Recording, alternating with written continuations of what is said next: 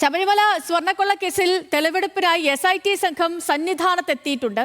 ശ്രീകോവിലിലെ പഴയ വാതിൽ പാളികളിലെ സ്വർണത്തിന്റെ അളവിലും ഗുണനിലവാരത്തിലും വ്യത്യാസമുണ്ടായി എന്ന് പ്രധാനമായും പരിശോധിക്കുന്നു.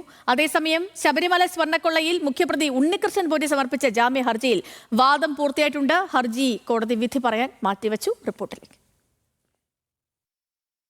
ശബരിമലയിലെ സ്വർണ്ണപ്പാളികളുമായി ബന്ധപ്പെട്ട കേസിൽ നിർണായക തെളിവെടുപ്പിനായാണ് പ്രത്യേക അന്വേഷണ സംഘം സന്നിധാനത്തെത്തിയത്.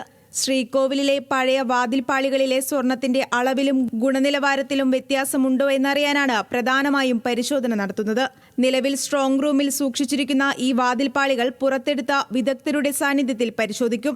1998 സ്വർണം പൊതിഞ്ഞ ഈ പാളികളിൽ ക്രമക്കേട് നടന്നോ എന്നാണ് സംഘം അന്വേഷിക്കുന്നത്.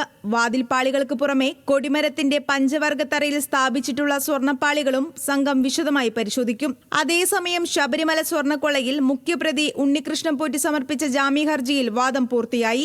ദ്വാരപാലക കേസിൽ അറസ്റ്റിലായി 90 ദിവസം പൂർത്തിയായിട്ടും SIT കുറ്റപത്രം സമർപ്പിക്കാത്തത് ചൂണ്ടിക്കാട്ടിയായിരുന്നു ജാമ്യ ഹർജി.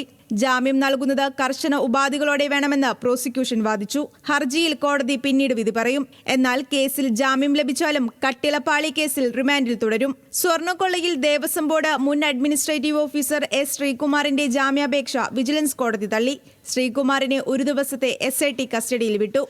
ന്യൂസ് മലയാളം, കൊല്ലം, പത്തനംതിട്ട.